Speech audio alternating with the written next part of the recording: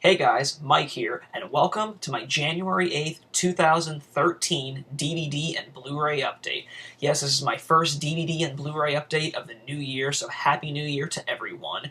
It's been a little over 2 weeks since my last DVD update. I think my last update was actually on my birthday, December 22nd, so there just wasn't a lot of stuff coming out as far as releases into the Christmas week, and then even the week after that. I think I only picked up one or two titles, but today, actually, the releases kind of came back in full force, and I couldn't be happier, so I have a ton of stuff that I have to show you guys that I got in today, so a lot of it I haven't been able to watch yet. I literally just finished taking off all the plastic of most of these things that came in the mail today, so a lot of this stuff I'm just going to be able to, just kind of browse through a little bit, so bear with me if I kind of don't have, the greatest explanations of everything I have. But without further ado, sit back, relax, and enjoy my January 8th DVD and Blu-ray update.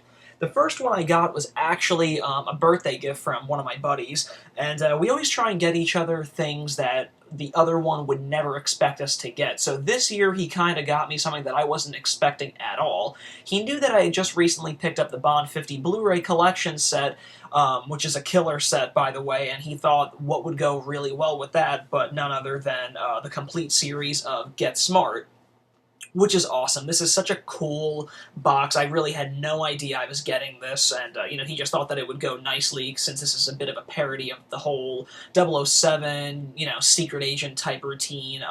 But yeah, I was really overjoyed to get this, because this is just, a show that has been lacking in my collection.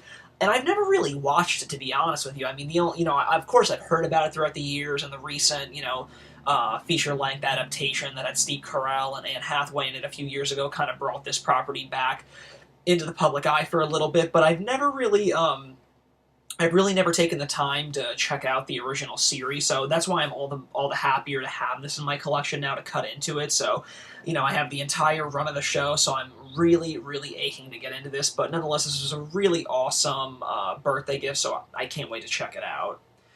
And the next one I got is actually a birthday gift from my same friend, actually, and this was really cool, actually. I've been hearing really good stuff about this. I haven't had the time to check it out, but he actually pre-ordered this through the website, which shipped it out way earlier. If you pre-ordered directly through their website, they ship it out to you like a whole month earlier than its scheduled release date. And this is from Raro Video, and this is The Night of the Devils. Like I said, I haven't checked it out yet, but I have kind of been reading on forums and, multiple Blu-ray websites that this movie is just totally off the wall, insane. It's really good, apparently really scary and whatnot. So, yeah, it's an Italian flick from the early 70s, I think 1972. Like I said, I don't know a whole lot about it, but I don't want to investigate it too much, because I just really would like to go on the positive, one-sentence things that I've been reading, so I don't want to really ruin any surprises or, anything that this film seems to have going for it, so I'm probably going to get around to this in the, next few weeks, but this was a really cool, another unexpected title that I wasn't planning on getting, but thankfully somebody picked it up for me. The next one I got last week, and I'm so pissed that I missed this in theaters, because I heard nothing but, good reviews from people that I know, and I had a huge interest in seeing it. The trailers just really appealed to me, but for whatever reason, I didn't get to the theater, so I wanted to just do a blind buy on it. And this is Bruce Willis, Joseph Gordon-Levitt, and Emily Blunt in Looper. This was, from what I was reading, one of the best sci-fi movies to come out of last year, and I can't wait to see it. It's basically about, a lot of time traveling, having to do with mafia and hitmen. Joseph Gordon-Levitt plays a younger version of Bruce Willis, and he's a bit of a hitman for the mafia who goes back in time to put hits on people that are, I guess, going to hurt the mafia or the gangs in the future.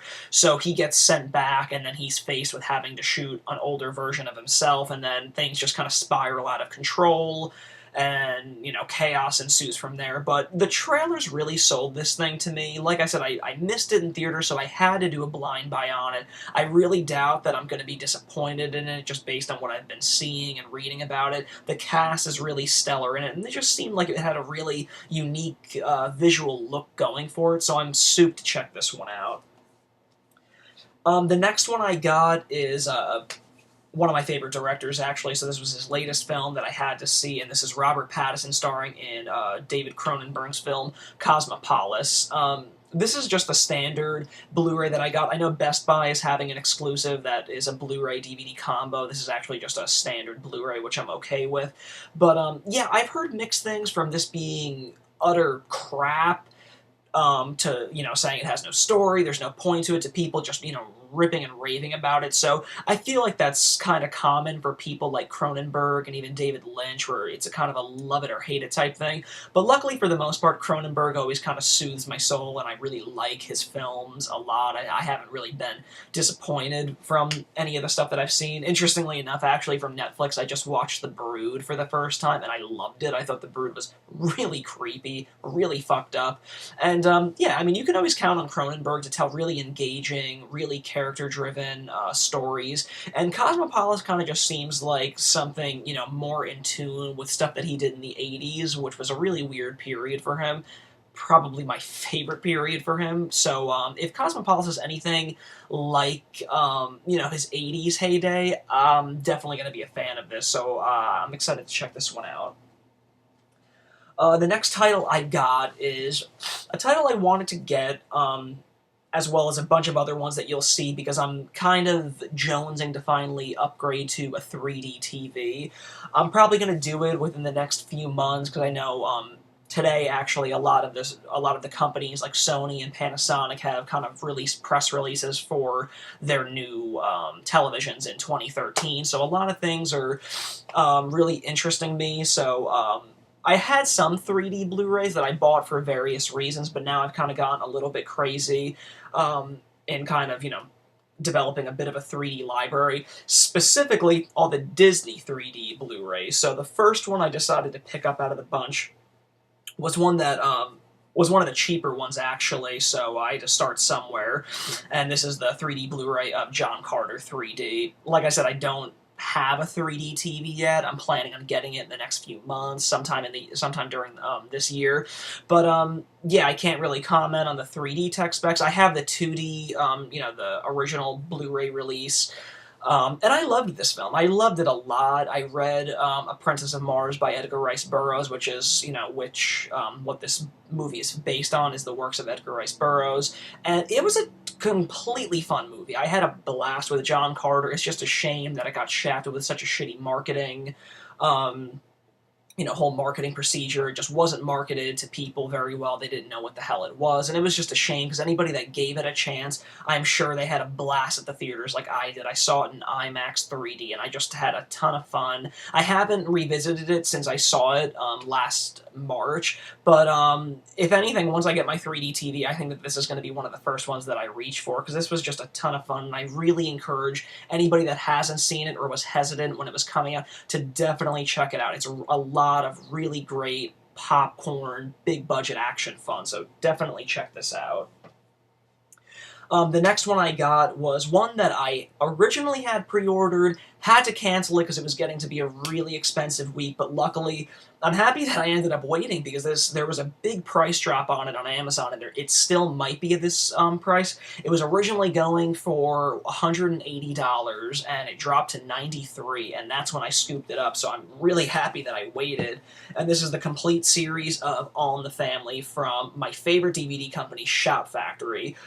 They did a terrific job on this. One question that people were actually asking me about when I uploaded this to my Twitter account when I first got it in the mail is how the seasons are kind of held in this. And just to give you a bit of a view, you can kind of see that they're all it's like 2 in one set, so seasons 1 and 2 are together in a 6-disc set, as well as seasons 3 and 4 with 6 discs, seasons 5 and 6 with 6 discs, and seasons 7 and 8 and 6 discs, and then season 9 and a bonus disc are broken down into 4 discs. So yeah, that's how they're broken down in this complete series set. It comes with a big booklet on the side, characters, episode synopsises and what have you, but this is a really cool packaging. It's got a very nice sturdy box, which is great. Altogether, it's a 28 DVD set. Really great artwork on the front. I love that. It's very simple, very timeless, classy.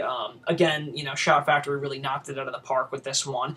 This is a great deal. If it still is $93 or under $100 on Amazon, you really shouldn't hesitate to get this because this is just a classic television show. And, Shout really just did this, justice, so I'm really happy to have this in my television collection.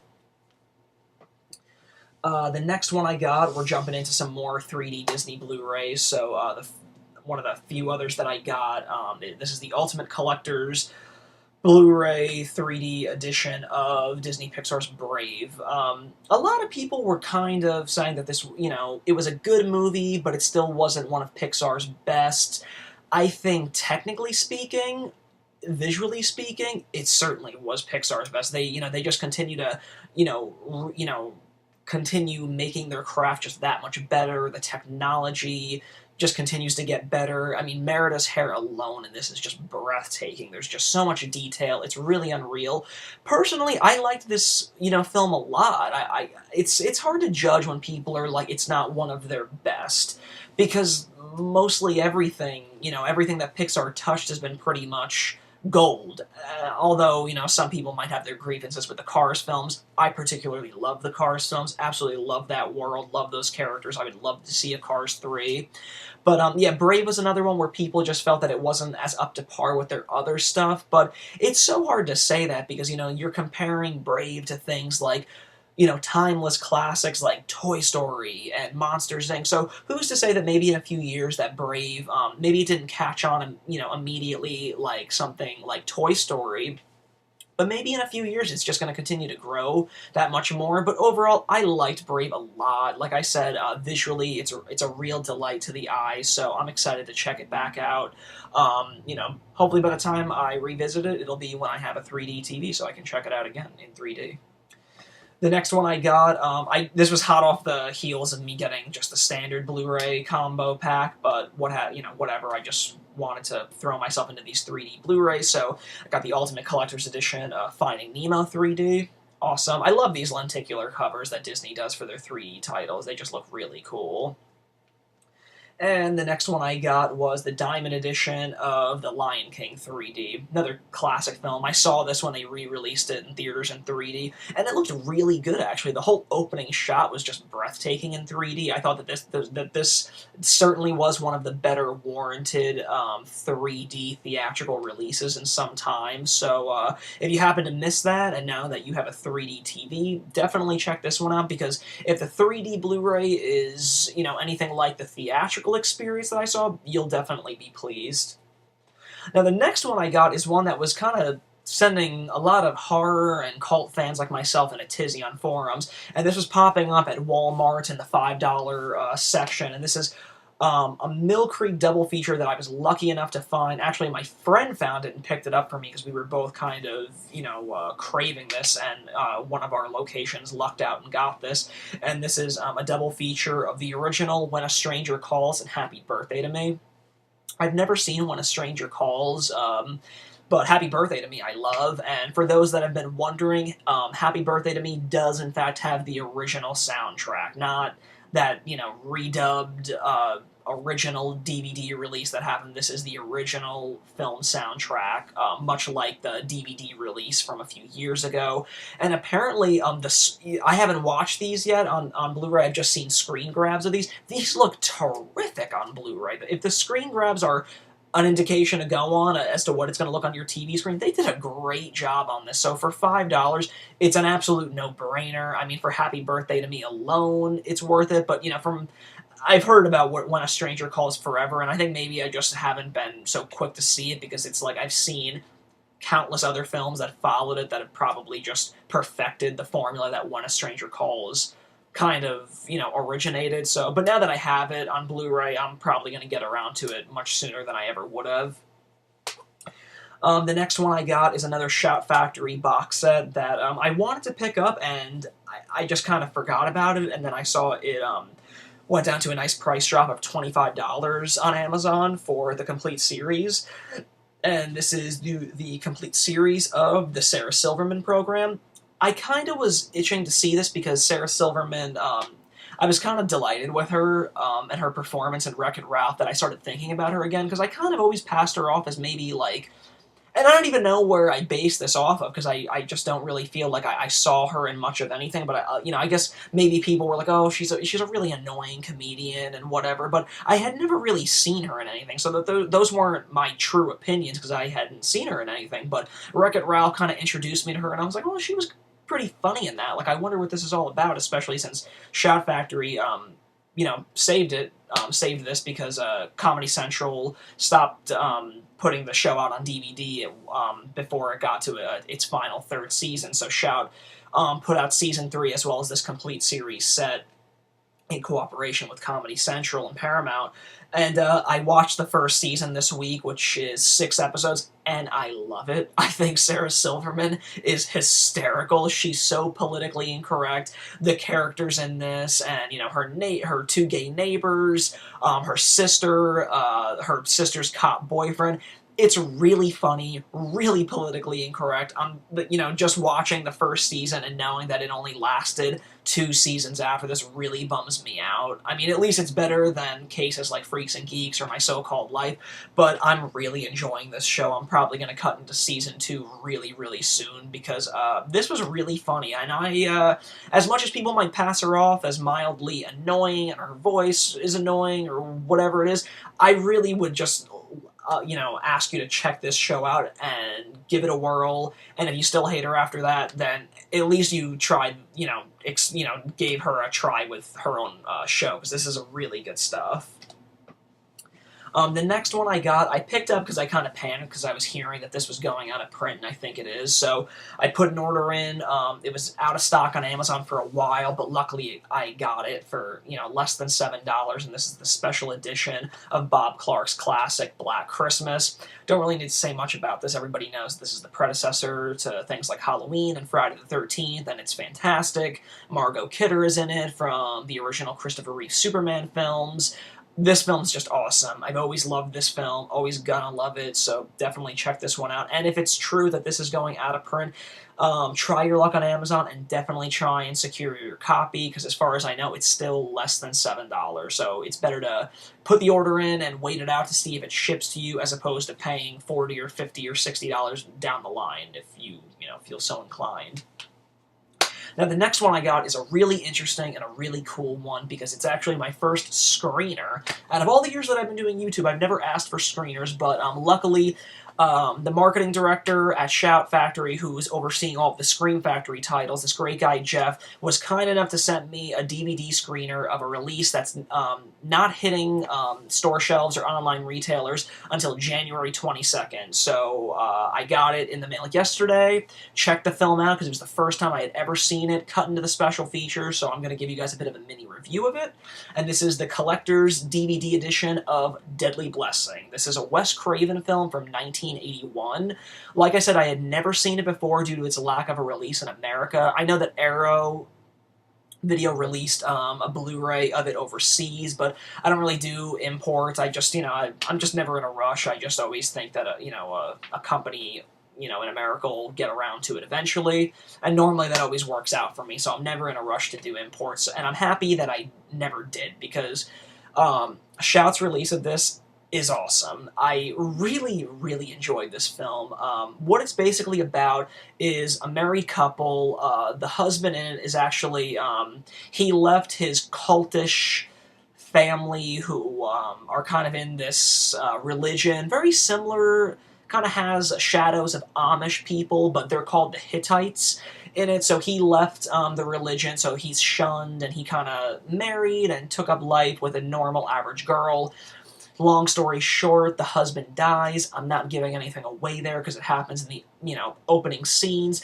He dies, and the woman is widowed, so she has 2 of her friends come up from LA to kind of help her mourn and cope, one of them being Sharon Stone in a very early role, and she's as beautiful as ever in this. So the 3 girls are there, and just weird stuff starts happening. A lot of the weird members of this religion, the Hittites, are stalking them, one of them being Michael Berryman, who Wes Craven worked with on The Hills Have Eyes, and of course the leader of the Hittites is none other than Ernest Borgnine, the great Ernest Borgnine from things like Escape from New York. He passed away last year, but he's a terrific character actor, and he's excellent in Deadly Blessing.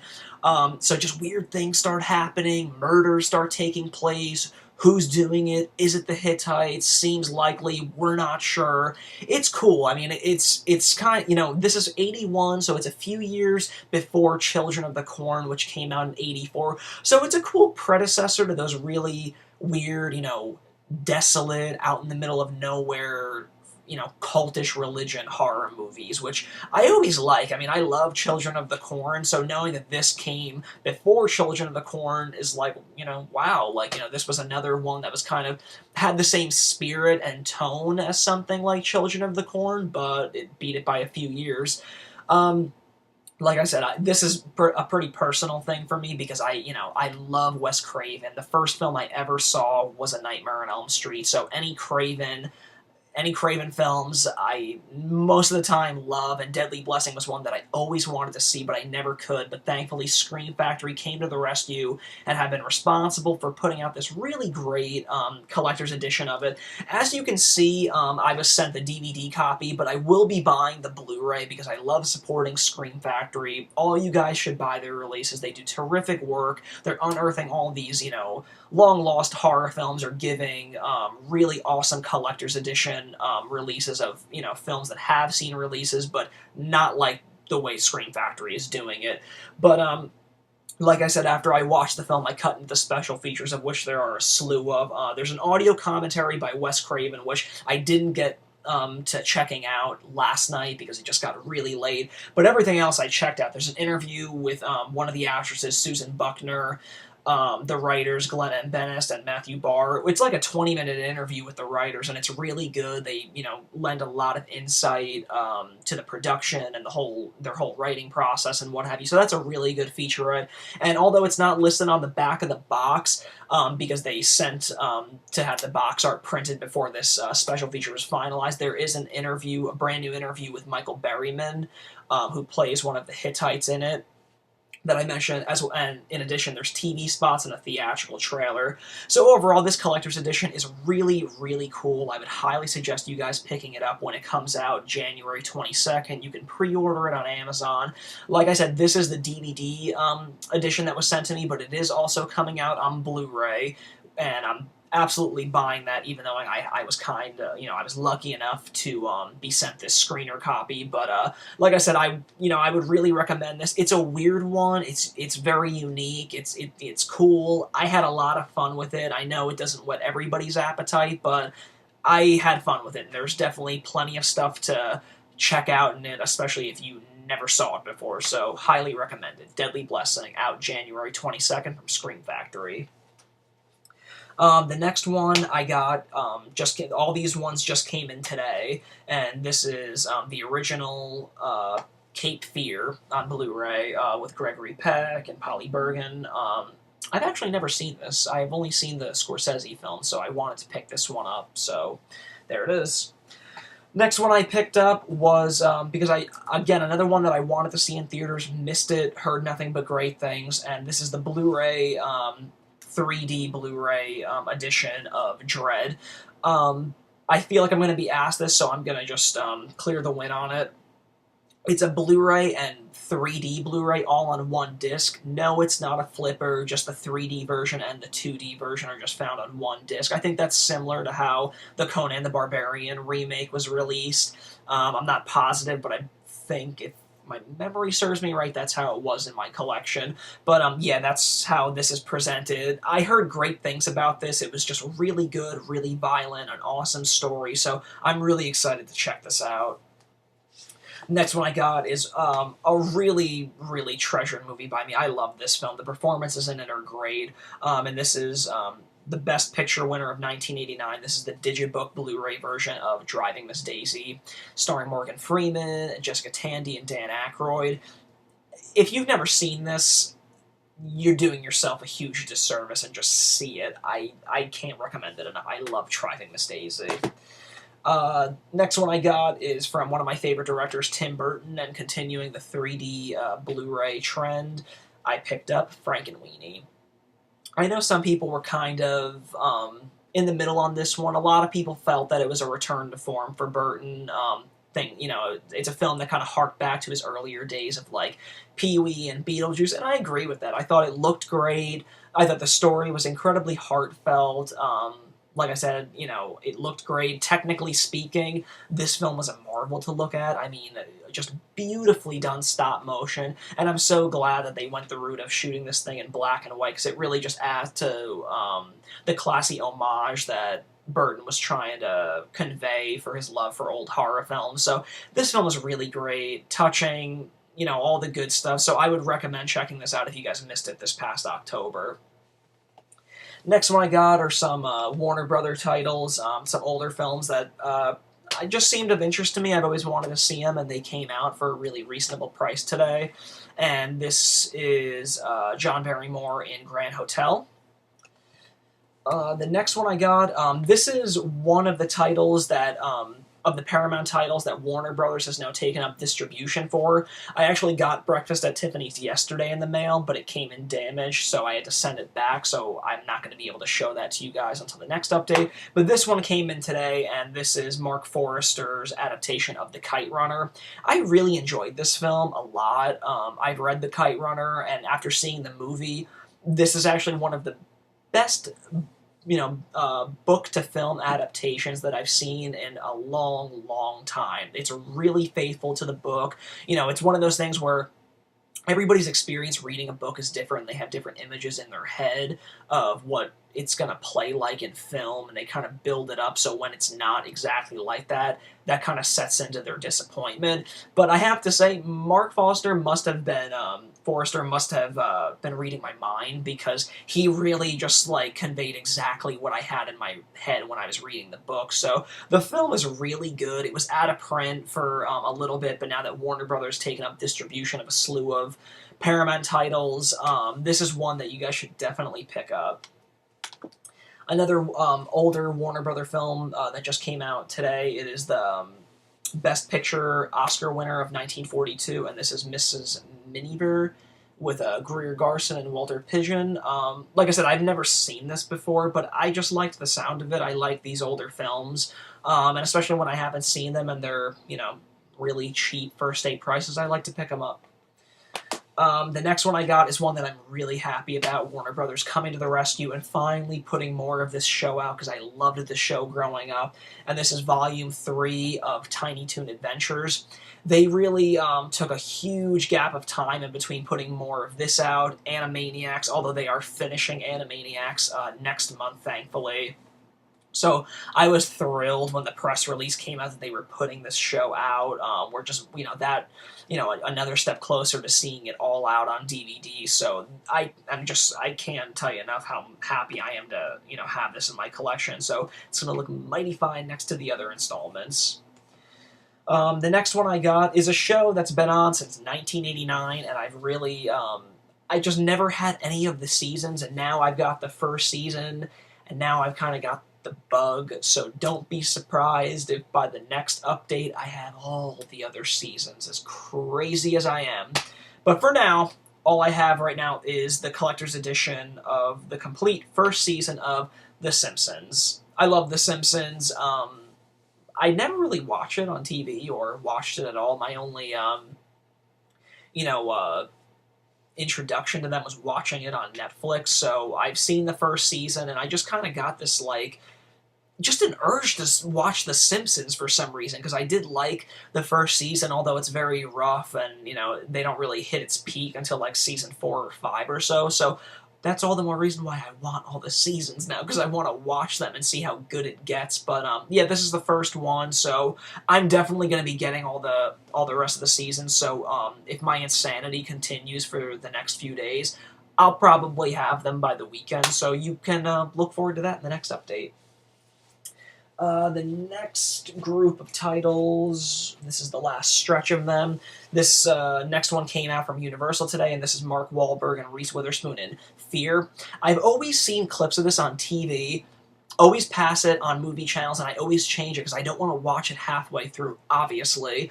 And the little bits that I've seen are always so creepy, and Mark Wahlberg is such a loony in this one, and I've always wanted to see it, so when I heard it was coming out on Blu-ray, I was like, oh, fuck this, like, I am not waiting, you know, I'm not gonna, like, watch it anywhere else, I'm gonna wait for the Blu-ray, and then I'm gonna watch it, so I have it now, so I'm probably gonna watch this maybe even tonight, because I've always looked forward to seeing it.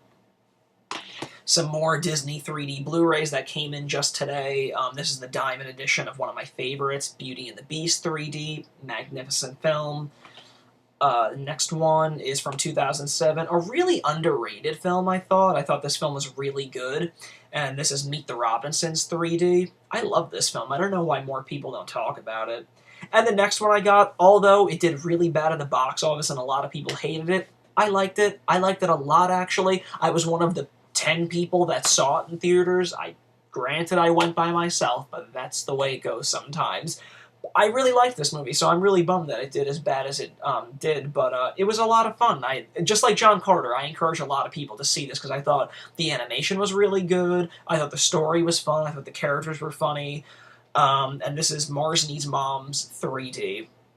I had the standard Blu-ray of this, but, you know, obviously now that I'm kind of on, you know, have the bug to get all the 3D Disney Blu-rays. This was one that was kind of on the cheaper side, so I decided to pick this one up now. But yeah, this one just bombed at the box office, did really bad. Pretty much was the final nail in the coffin for Disney closing down Image Movers Animation.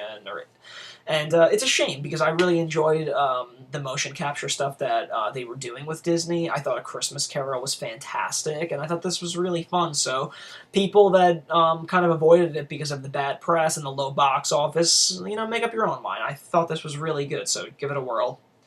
The next one I got is one that I've never seen again, but it seemed really interesting, and I'm a big, you know, film aficionado, so when I see big gaps in my collection that I haven't seen, I like to pick them up on Blu-ray for the first time. So this is Al Jolson in The Jazz Singer. This is apparently the first film, I think this is from 1927, this is the first film where an actor speaks on camera.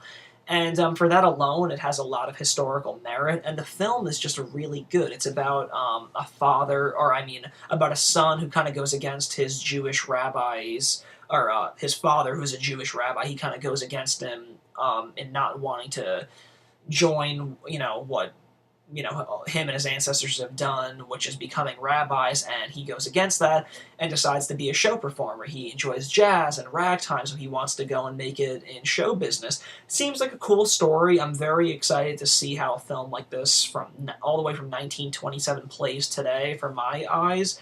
You know, I love stuff like this. I love older films. I think they're really charming, and they have some amazing performances. I just, you know, black and white, color, years, nothing matters to me. I just like films to take me places that I've never been before. I just love the escapism and the magic of movies. So that's something that I feel like The Jazz Singer might be able to do for me. So I'm really looking forward to checking this one out.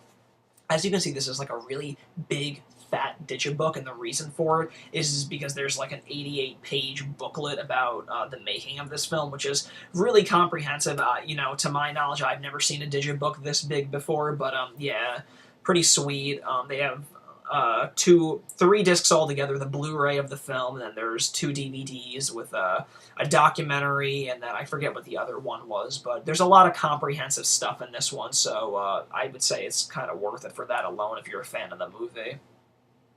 Next one I picked up, I mainly got because my friend has been telling me how good it is, and there's actually a second one, and I believe a third one, but the second one never saw a Region 1 release until Shout Factory just put it up for pre-order on Amazon a few days ago, actually, and it's coming out in April. So, you know, based on all the things that my friend has been telling me for months, and now with that, I figured I would pick it up, and this is Cold Prey. I don't know a whole lot about it. I'm just going on, you know, he just said it's really good. It's, you know, one of the better, newer horror movies. It's from international territories. I forget where exactly this film was made in, or, you know, what country was responsible for it, but I'm excited to check it out because I've heard, you know, awesome things. And the last two are TV shows that have been on my radar, and they're both Shout Factory products. So the first one I got is the complete series of The Good Family. This was a short-lived show that Mike Judge created back in 2009, and for those of you that might be familiar with that name, he's the creator of Beavis and Butthead and Daria and King of the Hill, the director of Office Space. I don't understand how this show slipped underneath my radar, because I really like Mike Judge. I grew up on Beavis and Butthead and Daria, but it wasn't until Shout Factory put this up for pre-order that I had ever heard of it. I never knew about this show. I guess that goes to show you just how, fast it was on the air and then off the air. So I'm really happy that they put this out, because I have all of Beavis and Butthead and Daria on DVD, so this is another show that's going to, fit in nicely with my Mike Judge collection, so I'm really looking forward to getting into it.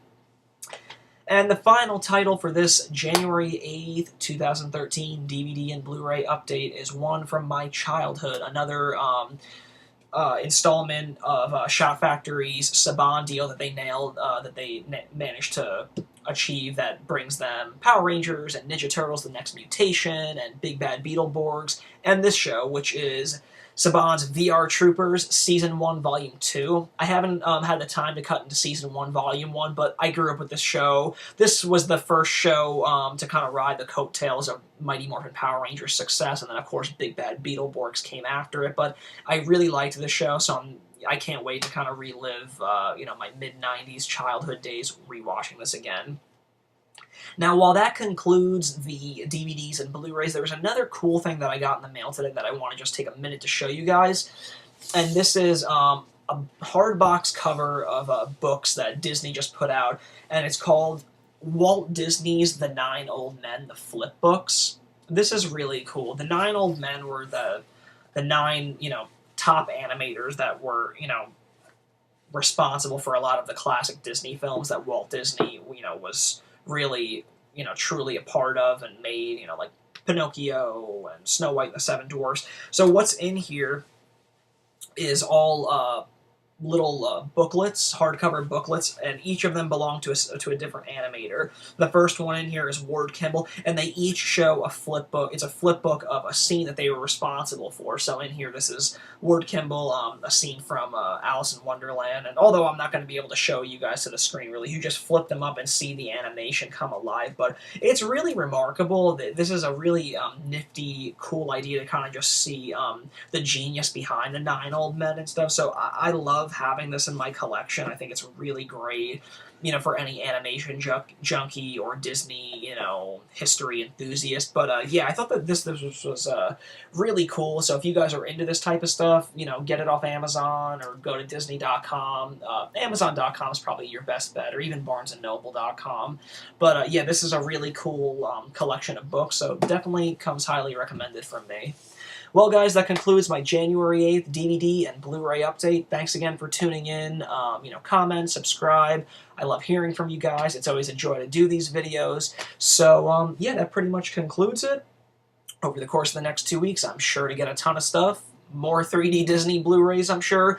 Hopefully the rest of the Simpsons season, so wait and find out, and come back in 2 weeks to see yet another DVD and Blu-ray update. And once again, I just want to send a really special thank you to the people at Shout Factory for sending me that screener copy of Deadly Blessing. It's a great film, really great treatment given to that, awesome special features. Remember, it comes out January 22nd on DVD and Blu-ray, so thanks again, Shout.